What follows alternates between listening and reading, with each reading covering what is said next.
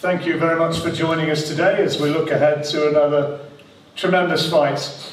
Commonwealth light heavyweight title fights at the very, very historic and atmospheric Church House, which we used last week. And as well as that, it's a fight which celebrates, I guess, Frank's 40 years as a promoter. And let's just start with that, Frank, because it's been a long road, plenty of high spots, a few low spots, but a great story. Yeah, it's been a great story, and I'm glad we're going to church on Saturday. I'm really looking forward to that. And I look back over the years. The first fight I did was for a light heavyweight title fight, or light heavyweight fight, top of the bill. O.T. Gordon against Jerry Martin, two American fighters, both well ranked, at the Bloomsbury Crest Hotel. And when I remember that fight, I thought we was going to do some tickets, and I thought we'd have a real big crowd, and the place was empty. You could have gone in there with a machine gun, fired it, you wouldn't get anyone. And here we go, we're back again on Saturday in a venue, there's been no people there. It's very ironic, and for obviously for different reasons. But I mean, we could sell tickets, could you imagine? This would be a burst, they'd be knocking down the doors to get in. But yeah, I've had my ups and downs over the years. It's been good fun. I've enjoyed it. I've made some good friends. A couple of little enemies on the way, but mostly friends. And you know, it doesn't even feel like it's 40 years, and I'm looking forward to the next 40. So I'm delighted where we are, and I'm delighted that we're promoting this great fight between these two guys. I was going to say the great fight. You know, the thing is, after 40 years, and I've known you most of that time as well, that you still have the terrific enthusiasm for the sport.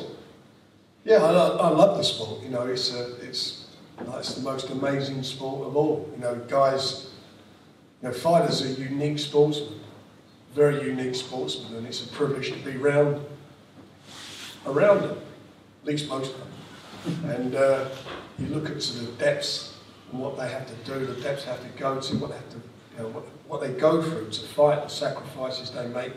Their youth, you know, not being able to do the things what normal youngsters would do, but they sacrifice these things because they're looking for better things in life. They're looking to make their families comfortable and secure their futures. And you know, in probably for me the most challenging of all sports.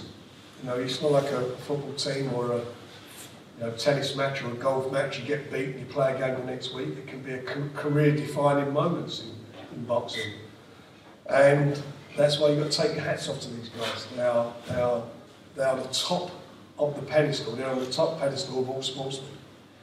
And we have another excellent fight this weekend on Saturday night, live on BT Sports. And just tell us, in your opinion, Frank, what makes this one, Anthony against Lyndon, such a very good fight? Look, we had a show last Saturday in the church, or Church House, and that was a great fight, very competitive, fantastic fight, and this is the same. You know, you look at the styles, you look at the records, you look at the will to win, the determination both these guys have got, and what they bring to it, and all it says all over it is fight, and that's what you're going to get, a great fight. And this is one which kind of has been coming from a long way back. In a way, this was always going to happen. Yeah, I think we arranged to do this back in April. Originally, wasn't it, guys? I think we were on the undercard, on the same card as the Joe Joyce Daniel Dubois fight. They were going to be together at the O2. For obvious reasons, they didn't happen, and we still managed to keep it going, and that's where we are today, getting to fight them. Well, let's start off hearing from the two fighters here from the champion, from Lyndon. You have had your eyes on Anthony for an awful long time, pretty much since you turned professional. Would I be right in saying that? Yeah, you know, watching him go through the gears and through the fight, you know, through the fights he's gone through and just taking on people, he's been at the top of the level of the same promotion team. I think it only makes sense for us to fight. You know, we're both winning, we've both been doing our thing, both great fighters, both British. You know, like I say, like everyone said, they reach for a great British dust-up. I think that's what it's going to be on the night. And what does it mean to you, having thought about it and waited for it for such a long time, to know now that you're going to be going in against Anthony? It's exciting times. I'm excited to get in there. I'm excited to see what's going to happen on the night.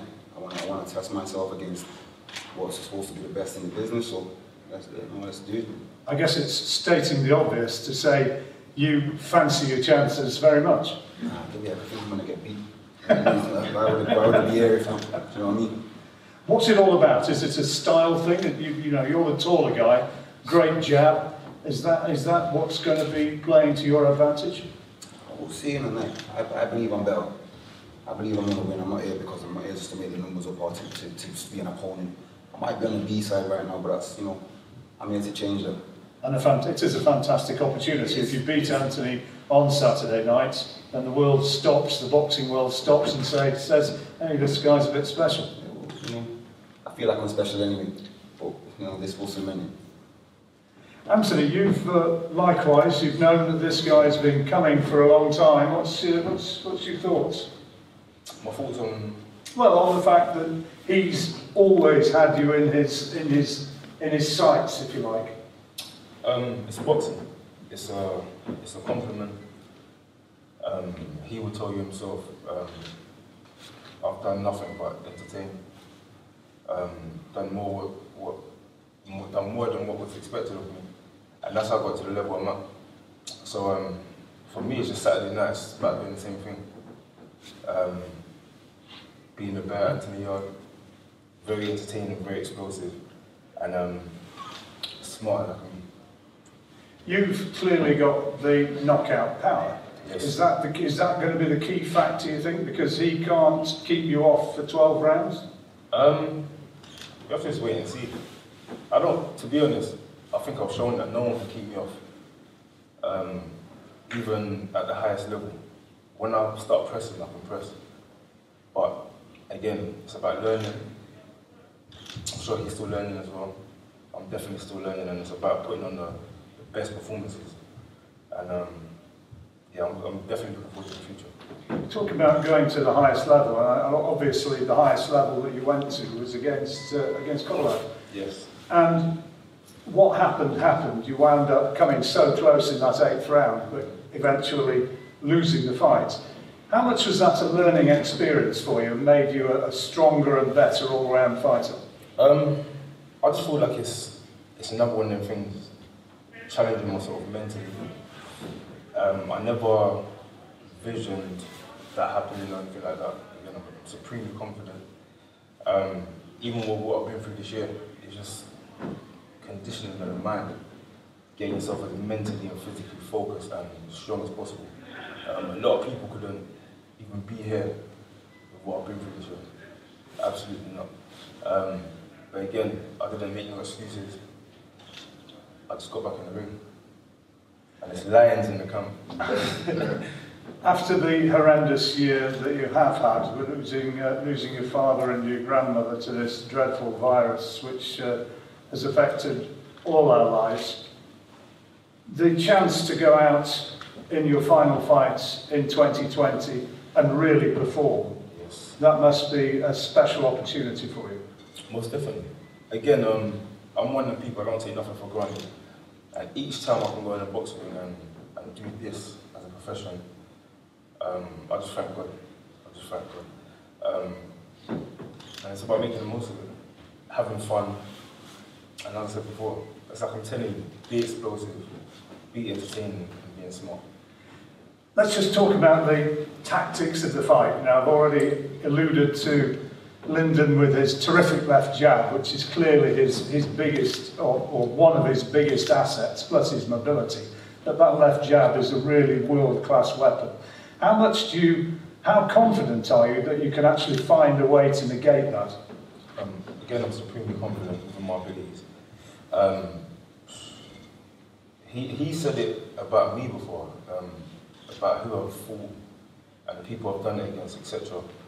And again, styles and facts. I'm just not going to be there to be eating jabs or anything like that. And again, I fought somebody with the best jab in the business, one of the best jabs in the business, and definitely one of the best jabs in lightweight division. And it was only later on in the fight, once I got myself to that situation where I felt like I needed to win by knockout, and that's the only way I was going to win in my shot. And you nearly did. Yeah, exactly, I nearly did. So again, with that and experience, you find yourself in certain situations where again, you can't even see each other again. But again, that wasn't my focus at the time. My focus at the time now is to be even smarter, even better. And again, you learn from your mistakes. Lyndon, you'll have your tactics, and I'm sure you have studied that Kovalev fight, as indeed Pat most definitely will have done, Pat Barrett, your trainer. Does Kovalev, when you watch that fight, does that give you the blueprints as to how you can actually win this? No, because I'm not. I get what you're saying, but I'm not Kovalev. You know, I'm going to bring a different perspective to the fight, a different style completely. I'm not box the same. Kovalev's got a great job. I've got a great job. That's probably the only thing you can say from him. You can only take positives from what he did in that fight there, but respectfully, if you watch it, he got beat still. And you know, as much as he did a great job, and he did do a great job, and nearly, like you say, nearly to get him out of there. But you know what, it is what it is. I was touched, as I'm sure a lot of boxing fans were, with that post you made yesterday, where you actually spoke about what Anthony's been through this year, and afterwards, you know, concluded it by saying, whatever happens, this is just business, but you have the greatest of respect. Of course, and like I said in the interview, I'm sure he would have done the same for me. If I'd lost somebody or I lost a family member, I guarantee he would have messaged me and said condolences and whatnot. So like I say, it's just business. We are two entertainers and we are two boxers at the end of the day. This is just a sport. You have to get in there and competitors. We're athletes. It's nothing personal. How good could this fight be? You talk about entertainment. How good could this be for those watching? The fight of the year. It might just be the fight of the year. I don't know what it could be. We'll see. We'll see Saturday. I think it's going to be a great fight. I think. Points, or do you think you can stop him? I can be both. I believe. You know, can go either way. You'll see on Saturday. It's not far now. What about you, Anthony? How do you think it's going to end? Everyone knows me. It's winning the fight by knockout. It's entertainment. Again, that's not saying I'm going to go out there and be stupid. But again, this is a sport. We don't go in there and have sparring matches like we do in the gym. We go out there entertained. And when you're watching a fight, everyone here in this room, when you're watching a fight, everyone's waiting for the big shot or for the knockout. 12-round fight, people just get bored. That's me being 100% honest. Sometimes it does go like that. I'm not saying I'm going to go out there and be looking for haymakers. Everyone knows how I box, that's not how I box anyway. But again, when the opportunity does present itself, it's lines in the gun. A lot on the line for you, isn't there, on Saturday night? I mean, in a sense, you've got to win this one. There's always a lot on the line. Every single fight, that's what I try to say to people. From my pro debut to now, each fight has been just as important as that one. Because if I didn't do what I've done in them fights, I wouldn't be here. So, again, there's no fight more important than that one. I take each fight extremely serious. Even when I went out to Spain, I took that fight like a World title fight. It was like a World title fight to me. I'm not joking. I went out there and it wasn't a joke. Again, I'm limited experience and I haven't had the most amount of rounds in boxing, but I take each fight tremendously serious, and I think that's why I make it to land the shots and get my opponents out of it. Frank's bursting to get in, but just before he said something, how much would a win for you on Saturday night mean? I know you're the champion, but how much would beating Anthony, in a sense, change your life and people's perspective of you? You just said it there. It would probably change my life. You know, it would put me like how far am I from a world title when I beat you? How far am I fight to maybe the next fight? So we just, you know, you said it yourself. It's probably going to change my life. Could be a life changer. It could be. It could be.